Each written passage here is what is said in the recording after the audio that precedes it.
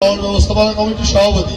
আমরা একটা স্লোগান ছিল জালদার জলদার, এই জালদার জলদার এই স্লোগানের ভিতর দিয়েই আমাদের আজ 30 থেকে 35 বছর আমরা এর মাধ্যম দিয়ে আছি। আমরা মাছ ধরা সম্প্রদায়ের মানে জেলে সম্প্রদায়ের মানুষের সাথেই আমরা এই বাওয়ালের কার্যকলাপ পরিচালনা করি।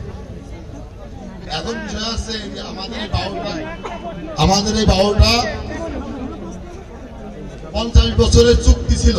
এপার পরিকল্পনাভুক্ত বাওয়াল, এটা মৎস্য অধিদপ্তরের নিয়ন্ত্রিত, ওনাদের পরামর্শে আমরা চাষ করি। এই বাওয়ালটা ডিসি মহোদয় গত 2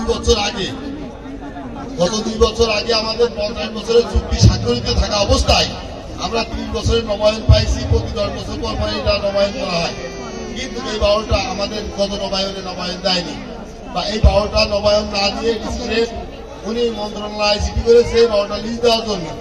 তো মহোদয়ের কাছে আমার আকুল আবেদন এটাই, আমরা এই 6টা বাওয়াল এর সাথে আমরা সংশ্লিষ্ট আছি প্রায় 1000-এর অধিক পরিবার, যারা এই বাওয়ালগুলো বেরিয়ে গেলে এই পরিবারগুলো ক্ষতিগ্রস্ত হবে বা বেকার হয়ে যাবে, এদের কর্মসংস্থান থাকবে না।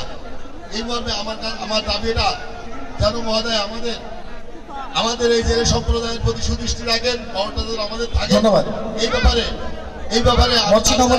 উনি এটা প্রশ্ন করতে চেয়েছেন। পাশাপাশি বাংলায় বাওয়ালটা এখন বাংলা অধিক রয়েছে, যেহেতু আমাদের শর্ত অনুযায়ী বাওয়ালটা আমাদের কাছ থেকে বের করার চেষ্টা করেছে, তখন আমরা এই বাওয়ালে আমরা হাইকোর্টে মামলা করেছি। ধন্যবাদ।